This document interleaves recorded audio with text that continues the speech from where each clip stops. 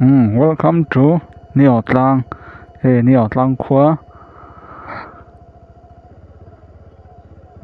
Anh lông lùm chân thì nì cả rin tắt hay ha. Nà rạc phan sang chỉ nhiều.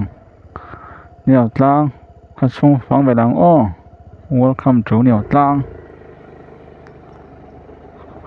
Khá chung đặc tắc hay đắt lút lâu á. Phú thì làm đâu có nóng á. Lại hết trong trai nó môn về nè cả rin hết lại hết MTP branch nào lạ nó vót lâu ho và MTP branch nào lạ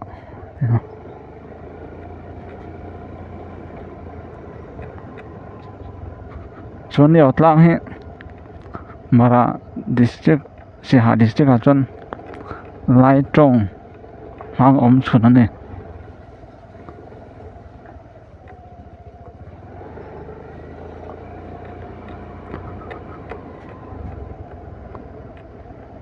khá chung cả lốt lộ vàng lên thế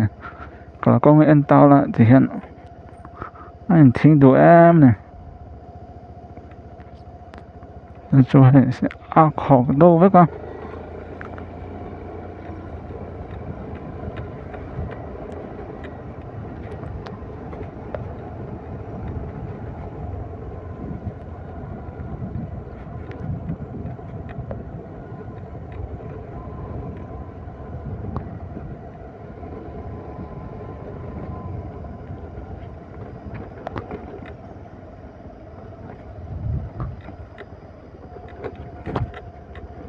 anh thính khóc mà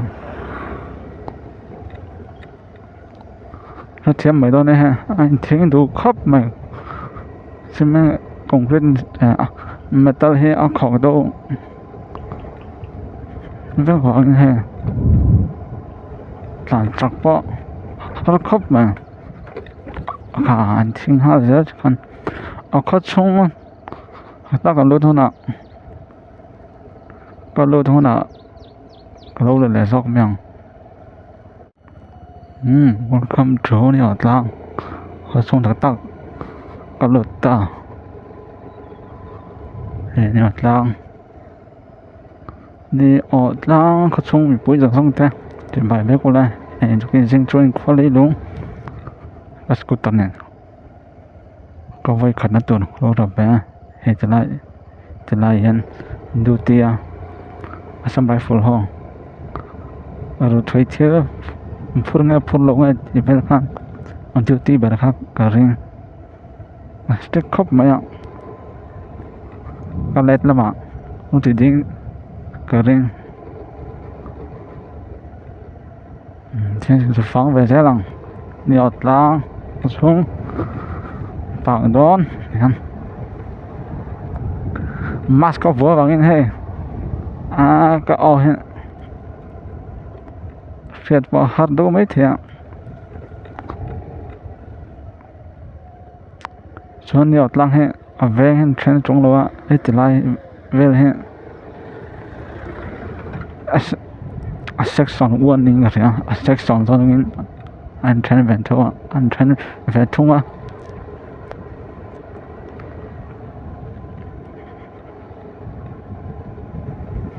thế có gì đó lâu lòng sẽ miệng cho Neo Tlang he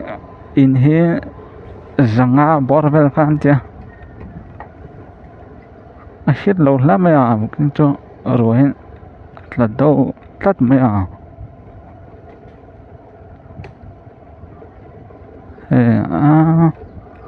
rồi hết lật mà lúc xuất tóm để chọn có phun bao xiang thì bao hỏng xiang lúc tập phun mấy thế này in hi zanga borvel khan ya soi tong khan chuan ko than hi som pan hi về ni về thung à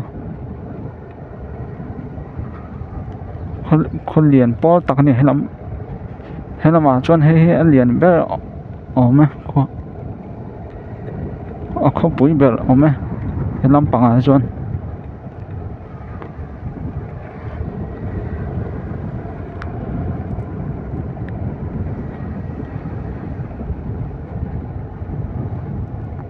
rồi cho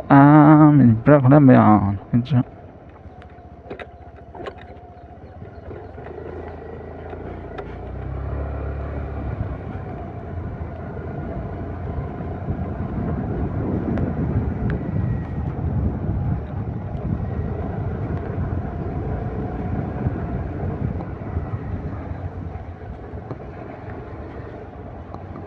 the library over here bazaar nè mèo réo mới là mã đâu bằng cái là thầu không rồi nó trên chưa à trên nó trên thầu về thầu à tầm dọc xuống nó thầu không rồi nó trên chưa nó bên chưa rồi tật lất mấy ạ một ấp tuyệt đối lất nè ê lại cho nán thầu này lất lắm ạ là sẽ thầu bằng trên page sẽ tay đó ở trên này welcome to section 2 section 2 thì làm hết section 2 này thì khôi anh tao điện mà không bụi tắc này thì rằng bỏ về khăn tia iPhone điện mấy cái này mấy cái bậc hạt United Pentecostal Church nhiều làng local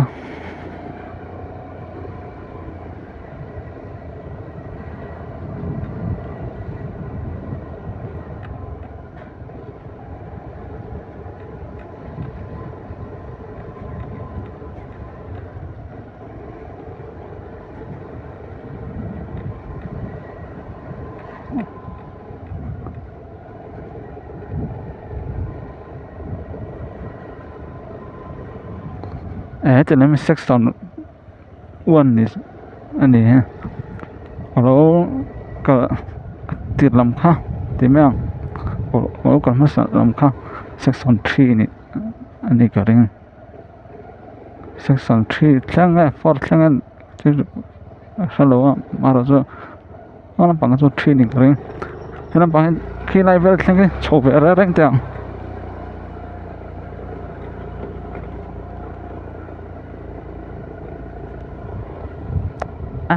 cô tự làm phải tắm vậy thắng làm không rồi tùy chỗ các bạn ngay về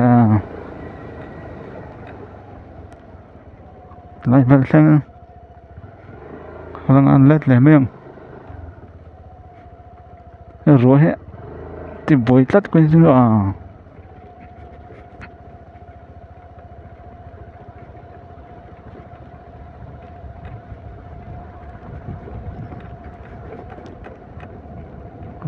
lại vlog chỗ mà buổi khác và mà chỗ cô lại với chung là thong rồi asur tắm tục xuống đâu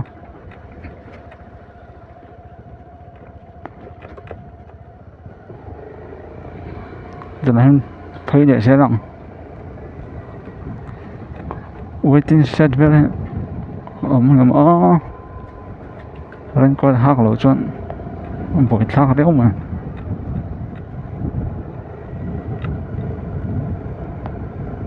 Jadi masyhur template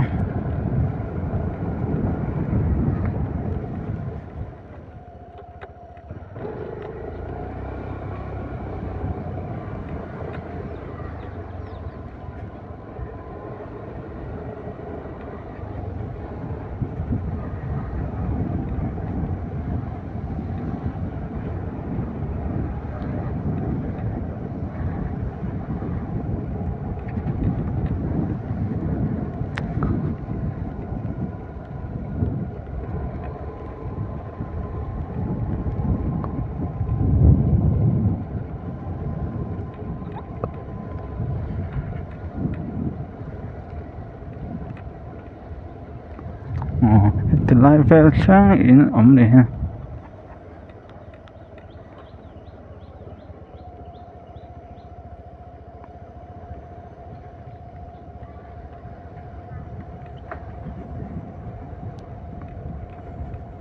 thì cái số ngàn led pay lệ mấy ngà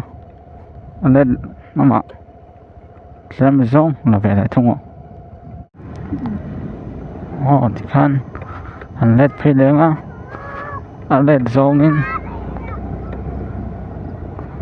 là về lại thông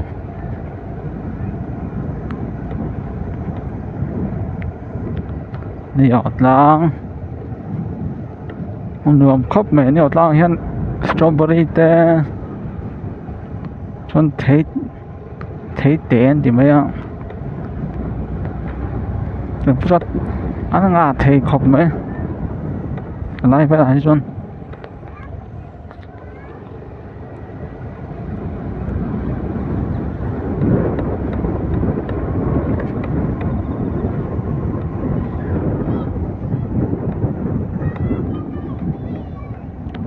nghe giống chọn tan chặt về thùng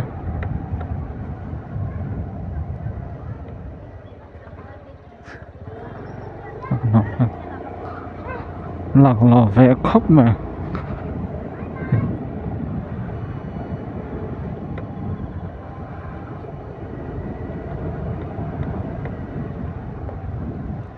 rồi túi lẻ trên á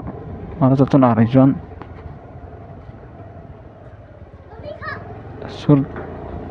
suốt tầm lúc tục sinh thần lầu hay cho nó thân hàn đâu tọ suốt tỏ rồi thế mấy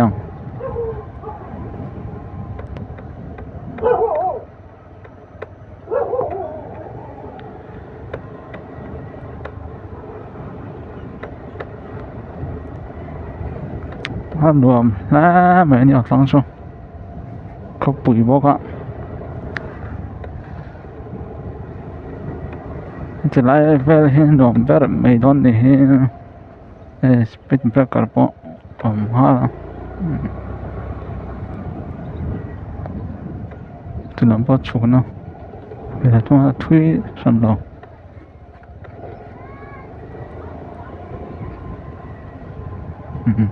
nó ăn thọc cũng mất vậy riêng cả trong tay mặt ra mà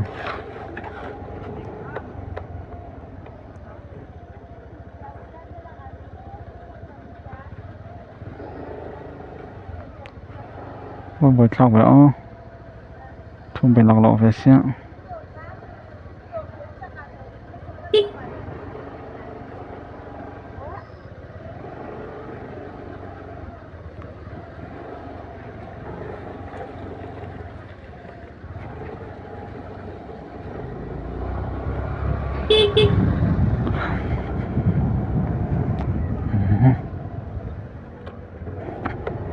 thiên đủ lệ trên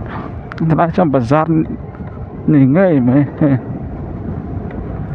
bazar set này đó không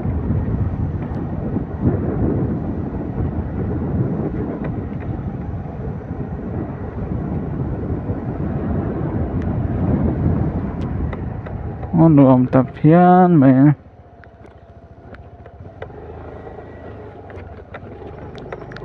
quá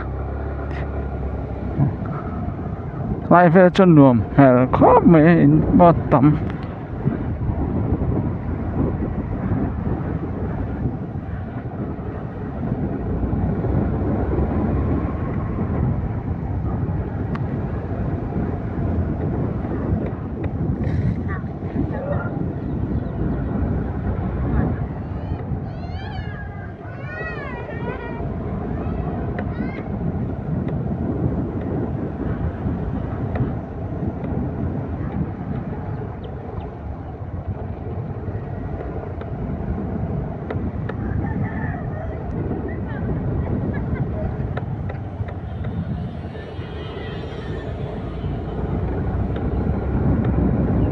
rồi tôi bỏ vang khóc mày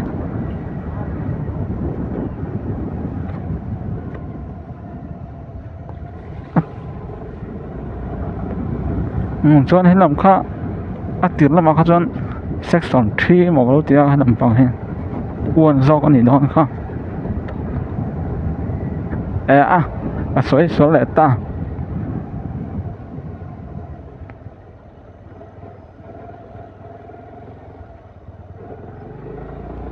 kinh cho có mua tập phụ đầu riêu mà xoay xóa rằng mấy đón này để cái răng section 3 này đón số làm bằng ha section 1 phải là thông ạ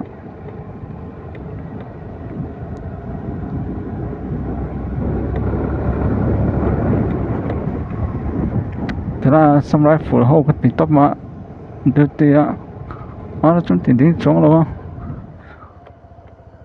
rất nghe rất cái này đón rất tiếc về phát miệng phải không lùng bún sai ha